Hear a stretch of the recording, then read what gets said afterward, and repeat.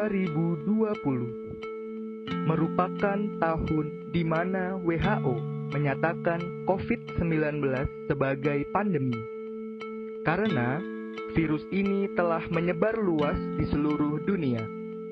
COVID-19 pertama kali ditemukan di kota Wuhan, Tiongkok, dan sekarang ditemukan juga di Indonesia. Jumlah kasus positif COVID-19 setiap harinya terus bertambah. Sikap waspada terhadap pandemi harus terus diterapkan serta harus selalu mengupayakan pencegahan. Berbagai usaha yang dapat dilakukan untuk mencegah penyebaran wabah COVID-19 ini adalah penggunaan masker saat di luar ruangan. Tindakan ini merupakan langkah preventif dalam mencegah dan mengendalikan penyebaran COVID-19. Mengingat penularannya dapat melalui droplet, serta seseorang terinfeksi batuk atau bersin.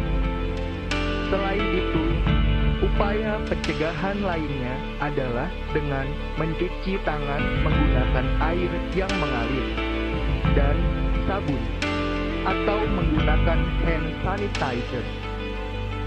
Hal ini cukup sederhana untuk dilakukan. Upaya selanjutnya adalah menerapkan jaga jarak atau physical distancing dengan tidak berdekatan dengan keramaian dan jaga jarak dengan orang lain antara 1 sampai dengan 2 meter. Pandemi COVID-19 memberikan dampak yang besar terhadap aspek sosial ekonomi dengan adanya peningkatan angka kemiskinan dan kehilangan pekerjaan.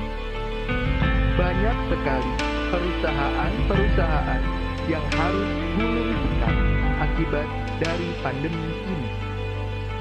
Jumlah konsumen yang menurun merupakan penyebab terbesar bangkrutnya perusahaan-perusahaan, sehingga banyak karyawan yang mendapatkan PHK. Selain itu, pandemi menyebabkan semakin tingginya angka kematian. Melalui data pemantauan COVID-19, sebanyak kurang lebih 7.000 masyarakat Indonesia meninggal akibat terpapar virus COVID-19. Lalu, bagaimana keadaan masyarakat setelah 5 bulan berada dalam masa pandemi? Pada awalnya, setelah Indonesia memiliki kasus COVID-19, masyarakat mengalami kepanikan. Stok masker, vitamin, dan hand sanitizer mengalami penipisan.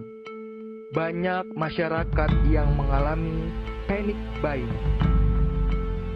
Di sisi lain, terdapat oknum-oknum penimbun yang menjual barang-barang tersebut dengan harga yang sangat mahal. Di samping itu, ketika PSBB dan karantina pertama kali diterapkan, masyarakat patuh dan jalanan menjadi sepi karena banyak toko dan mal yang tutup. Namun, apa kabar Indonesia sekarang? Grafik pasien positif COVID-19 tidak pernah mengalami penurunan. Selalu meningkat setiap hari. Mal dan restoran ramai dan banyak masyarakat yang tidak mentaati protokol kesehatan.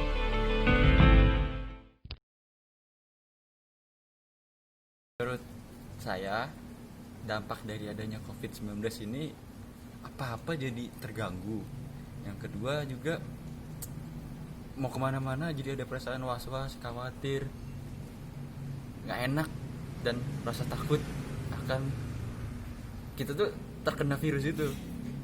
Apalagi ditambah dari bulan Maret pertengahan ini yang diberlakukannya PSBB, itu tuh sangat ganggu, gak enak, menyebalkan dan lama, sampai semua aktivitas itu diberhentikan. Kalau pedagang terlalu banget, terlalu berdampak sih. Kurang kita bisa mesti dapat 300-400, sekarang bisa dari 100-200 susah sekarang. Penghasilan berkurang, ya ekonomi lah sulit. Banyak mbak aku nggak bisa usaha, nggak bisa ini tuh usahanya susah, nggak kayak tahun-tahun kemarin kayak gitu. Harapan saya ke depannya dalam pandemi virus COVID-19 ini segera ditemukannya vaksin yang pertama. Terus kalau vaksin udah ketemu, jangan dijual dengan harga yang tinggi. Yang ketiga juga,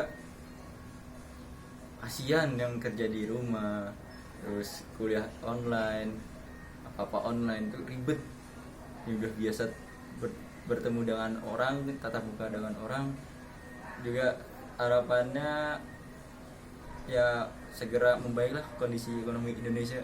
Ya, supaya belanja balik ke normal lagi lah. Cepat selesai aja. Mudahan ya kelar kayak kemarin-kemarin biar cepat selesai. Mari kita Generasi muda bergerak bersama memerangi pandemi COVID-19 yang melanda Indonesia. Adaptasi kebiasaan baru Bukan berarti Kita lengah terhadap protokol kesehatan. disiplin diri. Adalah kuncinya, karena hal kecil dapat berdampak besar.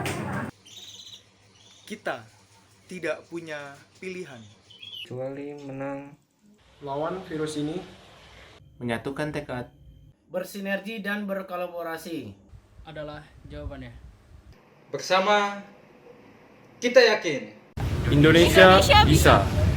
Indonesia bisa.